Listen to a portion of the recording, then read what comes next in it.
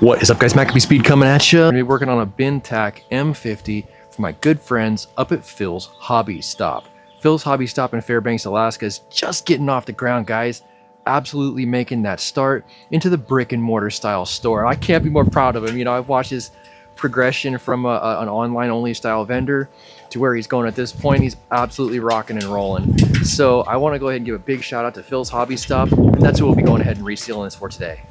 Now, the unit that we'll actually be working on today is a 457 M50. And if you guys know the M50s, a lot of them really had trouble as far as holding pressure, having reliability, and having good seals from the factory.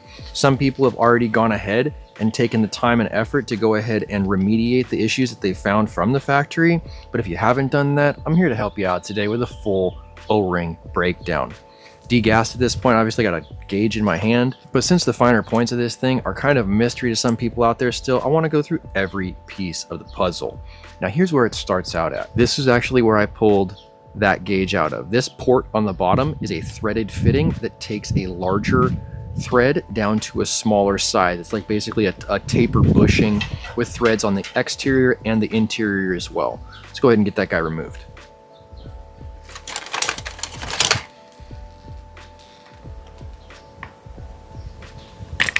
Real easy.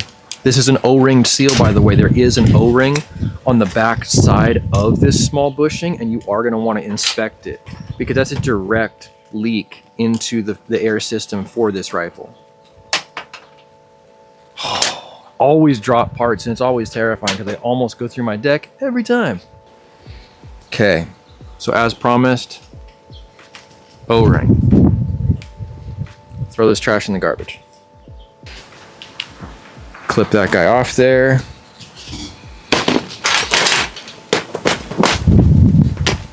Install brand new Captain O-ring seals, fresh out of the package.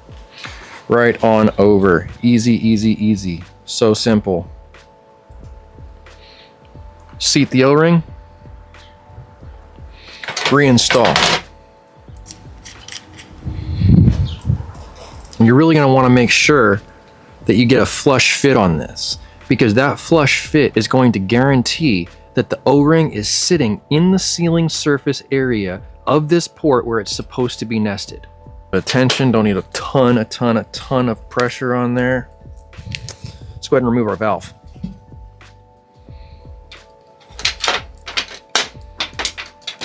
So I got this size wrench.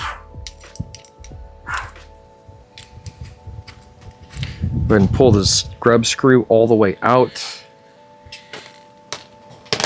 Okay, and a secondary size as well. And then back here, you've also got a secondary screw that you're going to need to go ahead and loosen up. This one's tiny, so I'm just going to like back it out a little bit and not pull it out all the way because I will drop it. Easy.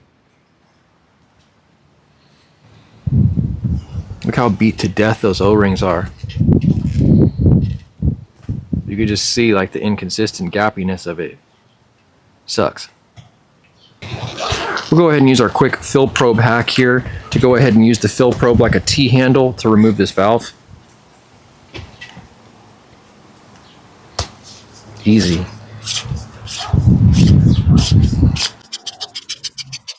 Super cool. Now hopefully you guys can be able to see down in there, and that's where our check valve is going to be. That's the next thing we'll replace. Now when it comes to these check valves, I really like to use this style tool.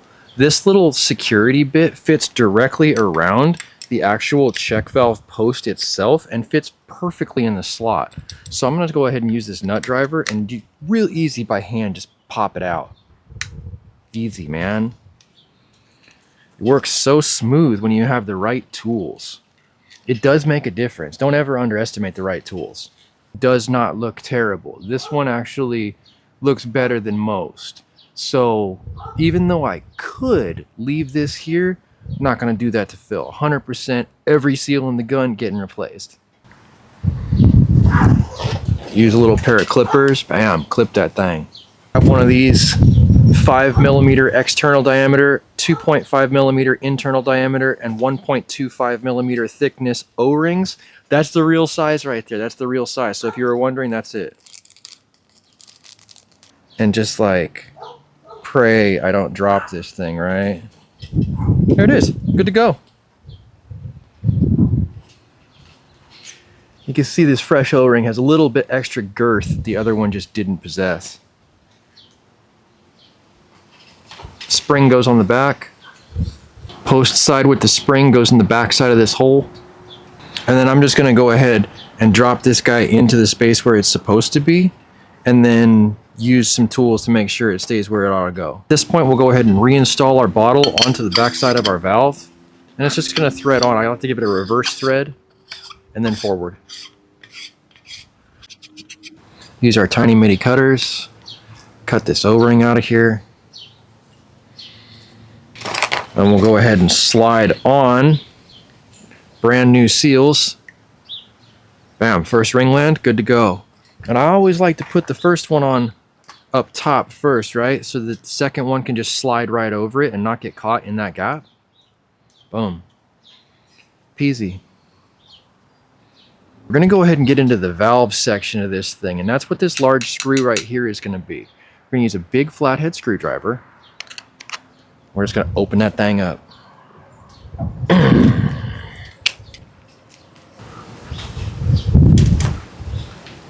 Okay. Now you see the valve pin wants to come out with it. Nice all metal valve pins on these, man. I do like that. 100% like that. Interesting, interesting, interesting. This one actually has what appears to be a different looking seat on this valve than other ones I have previously seen. Now, this is actually kind of interesting to me because it looks like there's two different styles of seals. It's the first one that I pulled apart and seen a black seal like this internally inside where that valve seat actually meets. There's a lot of glare on me, isn't there?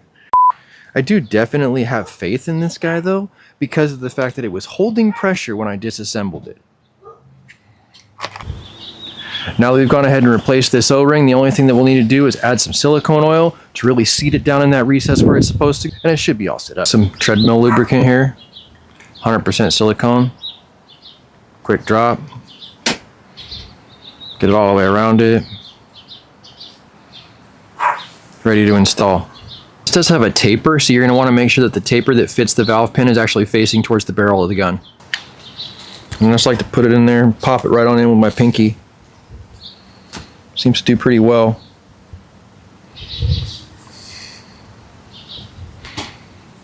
Oop. Inspect the valve pin. Inspect the valve pin spring, no problems, doesn't look bound up, doesn't look like it's had any issues. Good to go. Where it's supposed to go, right in its bore.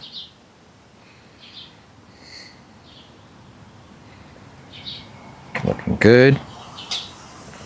Everything seems good. We're seriously taking care of the failure points that are inherently existing in the AEA HP Max and Bintech M50s. Now, a lot of this stuff, I don't know like what the timeline is between when they were produced versus when they actually get into the country, right? They might be produced and then sit for a year and sit on a boat and then have a bunch of temperature changes that degrades the O-rings. I don't know. I would never want to say that this is like just poor quality, because I don't think that's what it is. I think if you had new seals installed at the factory and then they were given to a customer within like a decent period of time, before the lifespan of those O-rings with changes in temperature and humidity and such had started to go bad, you'd probably get a good one. All right, does everything else work on it? Does it cock? Does. Shoot. Ready to go ahead and hit our tank O-rings here with a quick blast of oil all the way around, ready to install. Sick. Make sure you thread these grub screws down in such a way to where they do catch the recesses on the valve, and it seems like we're doing so. Secondary grub screw.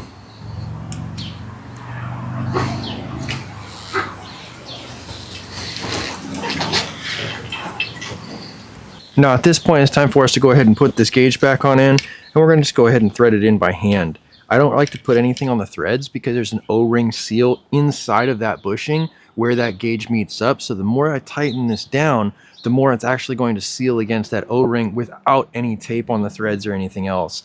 I always feel like it's kind of like a DIY homebrew thing when I see Teflon tape on 4,500 PSI fittings, right? Pop my fill probe back in so as not to lose that guy. Okay, ready to move on to addressing my barrel. That thing should be ready to take pressure. Booyah. No barrel O-rings. They've already been removed. They take these red guys. Boom. How good does this look to you, gentlemen? Nice, solid 4,500 PSI paintball O-rings. And you know what? Think about it like this.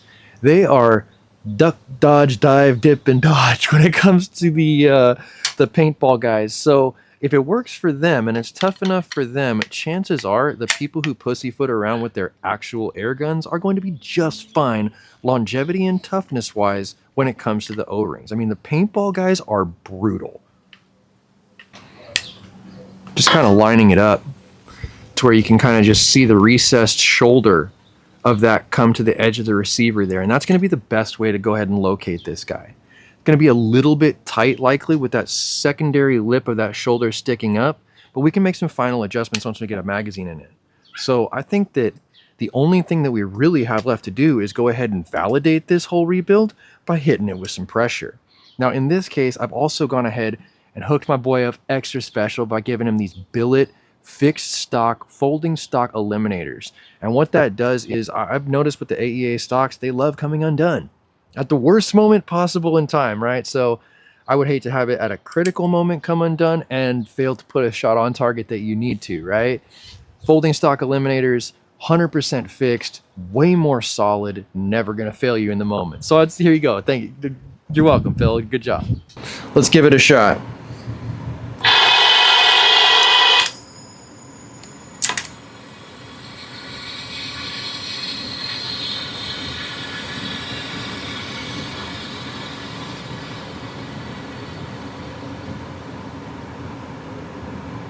There she goes, gents. Honestly, fairly solid. Let's see what happens. Kill the pressure.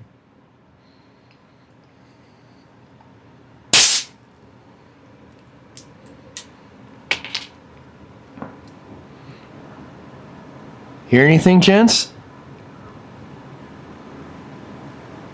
Nothing. Nothing. Absolutely cool. Absolutely cool. All right, we'll give this the 24-hour test.